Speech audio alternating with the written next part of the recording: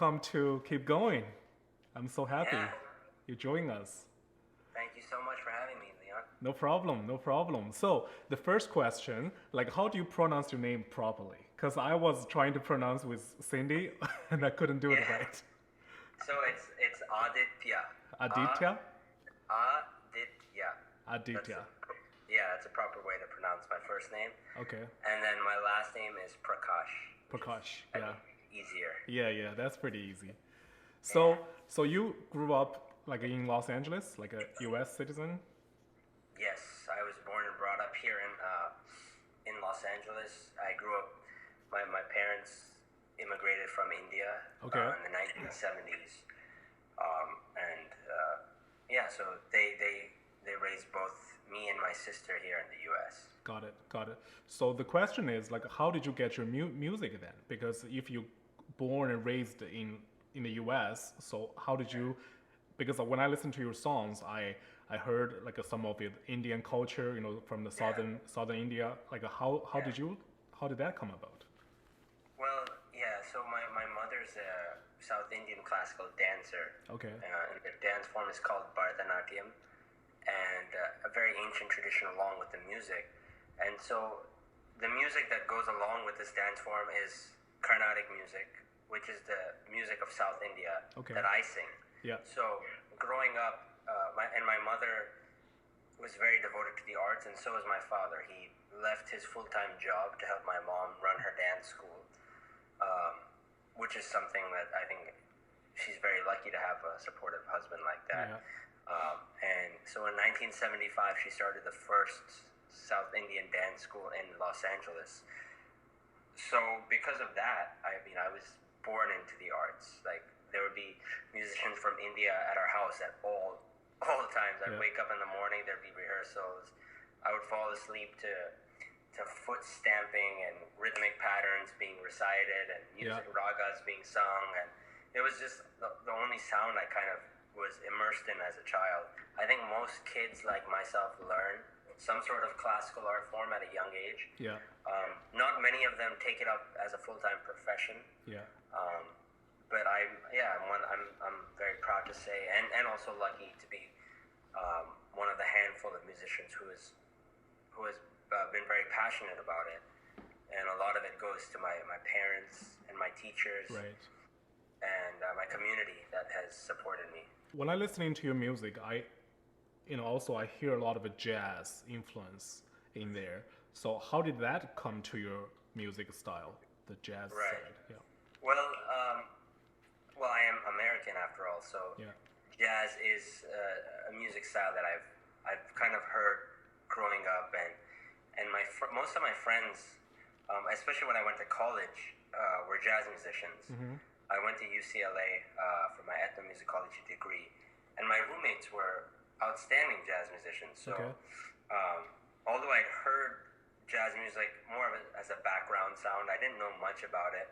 But when I went to UCLA and when I was living with people who were practicing, and every day they would practice, I would practice, we would hear each other. yeah, The curiosity kind of started, and I started asking questions. We started finding similarities. As you probably know, both styles are very improvised, yes, and and and they share many modes. Modes and ragas have a lot of similarities, and so there's a lot of links between mm-hmm. these cultures of music that seem very different, but there's so much that can be similar Yeah, when it's approached the right way. And I also took jazz composition classes in college. I was kind of thrown into those classes, okay, and that really kind of forced me to open my ears and my eyes to this sound of jazz.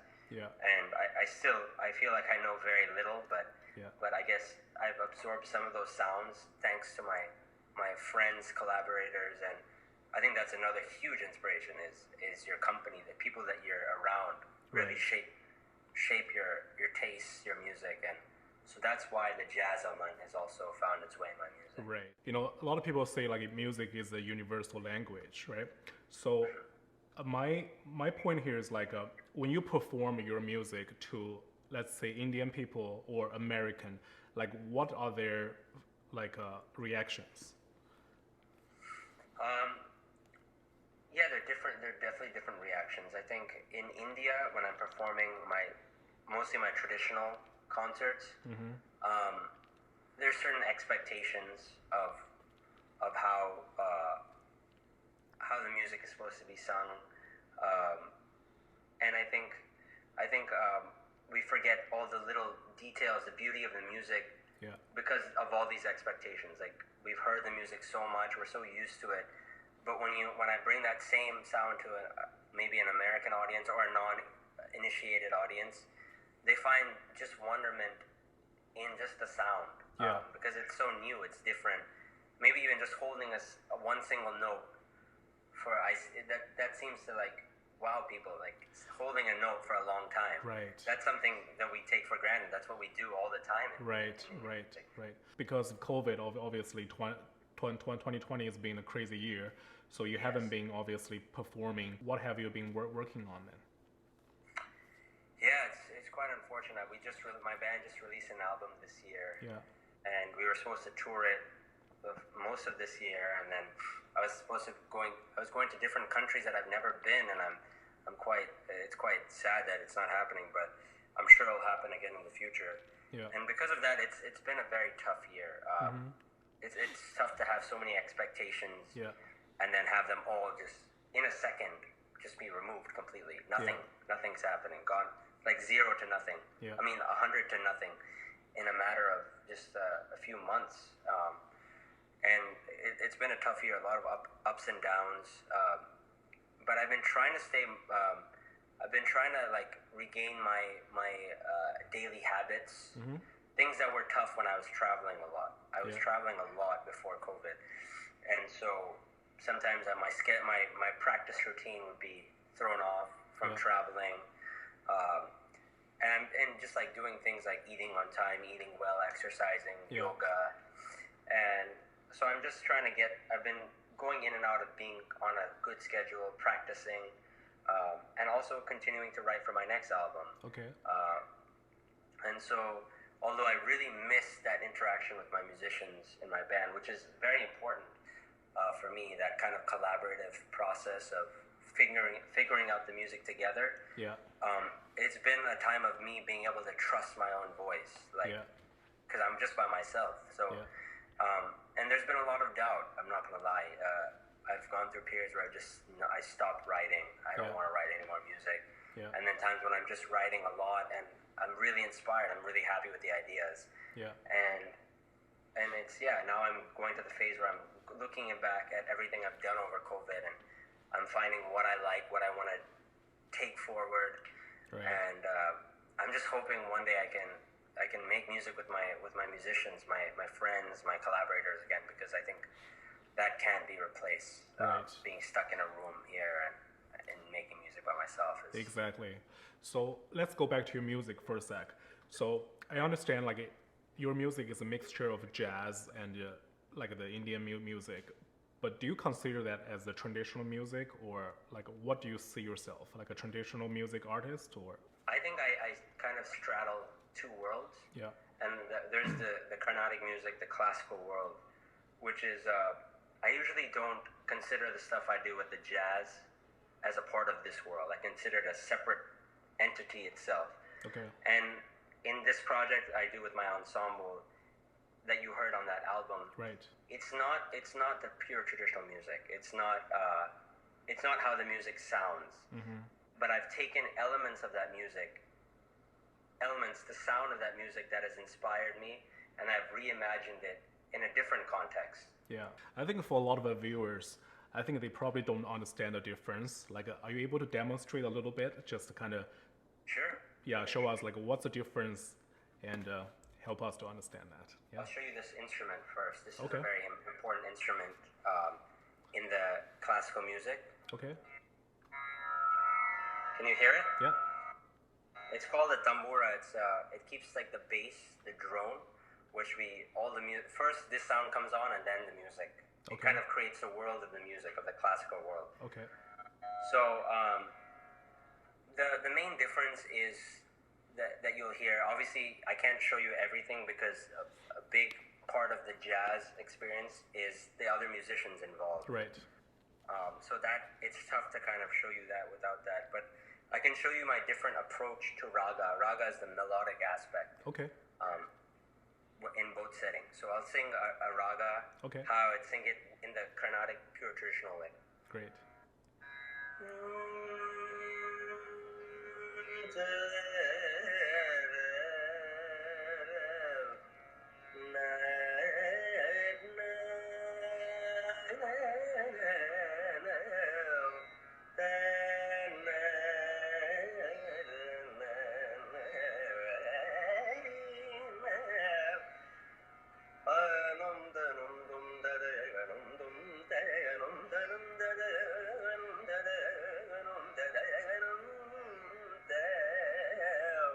This sound, instead of that plain note is not sung much. Okay. We ornament the note. It's almost like we're bending the note, pushing the note. It's called a gamaka. It's a type of Gamaka. ornamentation. Okay.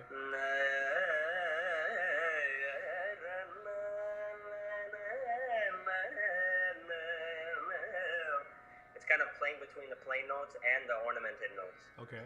Saga ma pani sa ni pa ma ga pa ma ga sa ni sa sa ma ga sa ga ma pa ma ga sa ni. I'm just improvising. Sa ma ma ga sa ga pa ma ga sa ga ma pa ma ga sa ni pa ni sa ga ma pa ni pa pa ma ga sa ga ma pa ni sa pa ni ma pa ga ma pa ga ma sa ga ma sa ga ni sa pa ni sa ga ma pa ni sa pa ma ga sa ga.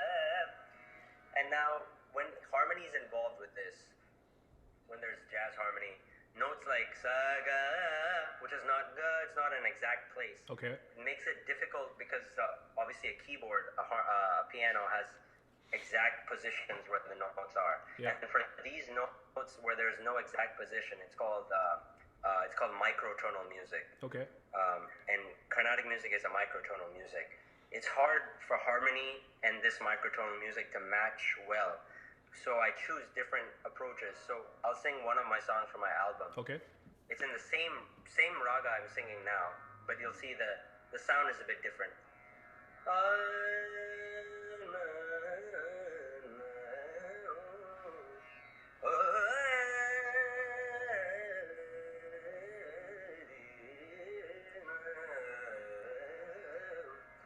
ಅಂಬಿಗಾನ ನಿನ್ನ ನಂಬಿದೆ ಜಗದಂಬಾರ ಮನ ನಿನ್ನ ನಂಬಿದೆ ಅಂಬಿಗಾನ ನಿನ್ನ ನಂಬಿದೆ ಜಗದಂಬಾರ ಮನ ನಿನ್ನ ನಂಬಿದೆ ಅಂಬಿಗಾನ ನಿನ್ನ ನಂಬಿದೆ ಜಗದಂಬಾರ ಮನ ನಿನ್ನ ನಂಬಿದೆ ಅಂಬಿಗಾನ ನಿನ್ನ ನಂಬಿದೆ ಜಗದಂಬಾರ ಮನ ನಿನ್ನ ನಂಬಿದೆ. So little more plain notes. Got it. Versus Carnatic saga. Yeah.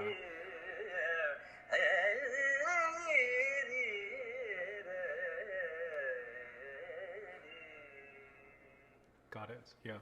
To me, I feel like the traditional way is almost much more more emotional for some reason. Like it feels like there's much more emotion.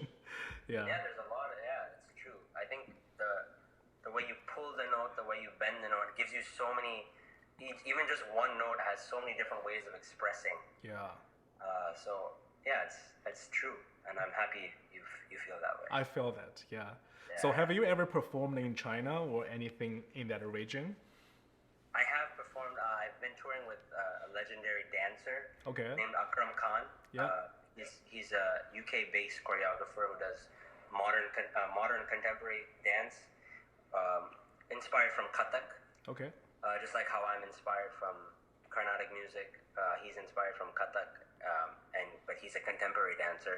And we toured one of his productions called Xenos, which is inspired from about World War I.